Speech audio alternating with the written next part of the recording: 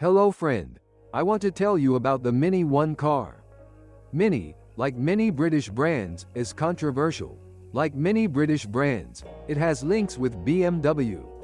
Mini was completely taken over by BMW, so it can be considered a typically German car. Is the reliability of this car also typically German? Mini is a small B-segment hatchback, but it is not segmented in this way. Compared to the competition, it was much more expensive and was used for purposes other than everyday use. It was and still is more of a toy, a second or third car in the family. Adored by women, thanks to them it gained enormous popularity. However, it is most appreciated for its handling. The mysterious designation R50 is simply the code of the One model with a 1.6 engine for the One-Cooper versions. The supercharged Cooper S already has a different designation, R53. Meanwhile, the R50 was produced until 2006, and in the meantime, in June 2004, the car underwent a facelift. The bumpers and lights were changed, and the quality of materials inside was improved and the dashboard was slightly changed. A different supplier of the gearbox was also chosen. From mid-2004, Minis were equipped with a Getrag gearbox. Engines. Mini offered 4 powertrains for the first generation of this car. The basic ones were naturally aspirated 1.6L engines. These units were the fruit of cooperation between Chrysler and Rover, and their name was Tritec. Despite their origins, the engines are relatively successful, and at the same time dynamic enough for everyday driving. For racers, there are supercharged engines, but if someone knows how to drive in a corner, they won't need more power. The basic Tritec reached 90 hydrogen phosphide, while the more powerful 116 HP. They differ only in the controller software, so the 90 HP version can be easily tuned to higher power by buying the right chip, preferably in England. The more powerful versions reserved for the Cooper S are almost the same engines, but with a few modifications, such as oil spray on the piston crown. It is therefore not true that it is enough to buy a Cooper with 116 horsepower. Add a compressor and it turns out to be a Cooper S. The basic engines are within acceptable fuel consumption limits, but only if you drive sensibly. Unfortunately, it's hard to count on it right from the first contact with this car, so the real fuel consumption is around 9 to 11 L, 100 km. With acceleration to 100 km per hour in around 10 to 11 s, this is still a good result.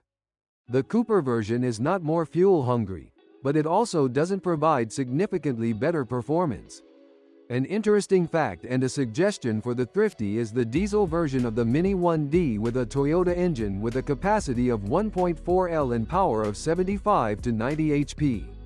Another interesting fact is that if someone counts on lower total operating costs, the Toyota engine is not the best option. What's broken? Many components break down in Mini. Overall, it is a relatively unreliable car, which not everyone is aware of. The reason is simple: low mileage.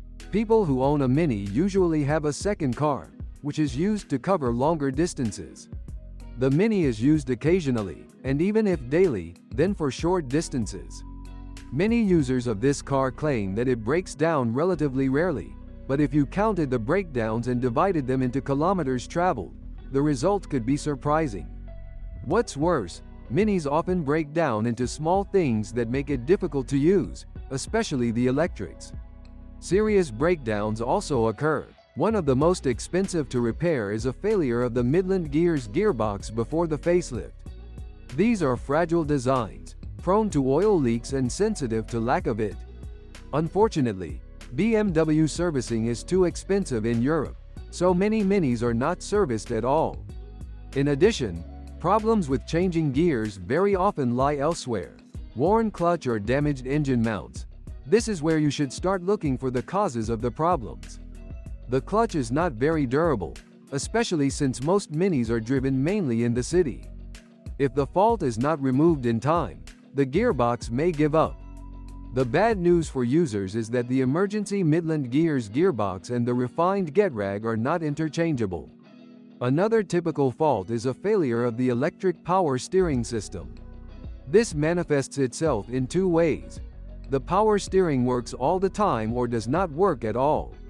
Mini has sensitive electronics. Unfortunately, the fuse box is susceptible to dirt and moisture, and we all know what the consequences are. However, faulty electronics are a typical symptom of a post-accident Mini. Unfortunately, they are often made individually, because many parts are very expensive and there is a lack of substitutes.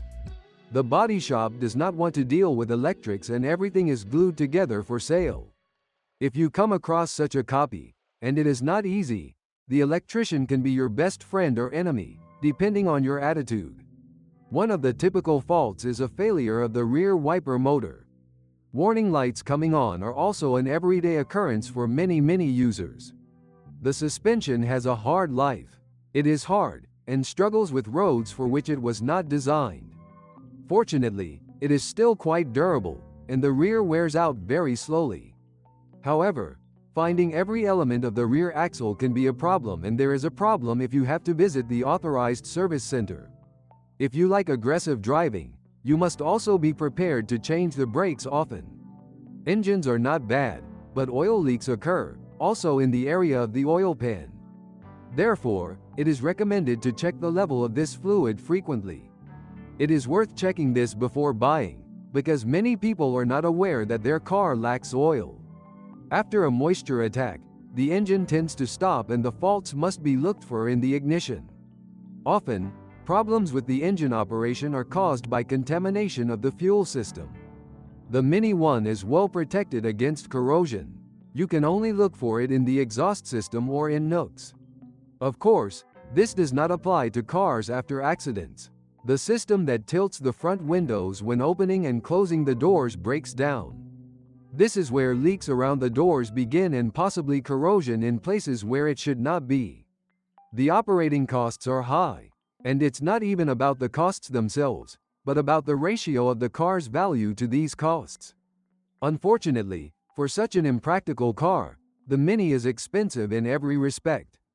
It burns relatively much, but it's not worth converting it to gas because of the potential for even greater failure. Especially if the car doesn't have to travel long distances. Is it worth it? If you're looking for a unique, pretty car that is used for fun, then by all means. You have to be prepared for higher operating costs than in the case of German, French or Japanese cars. On the other hand, there is no better way to pick up a girl than driving up in a nice Mini.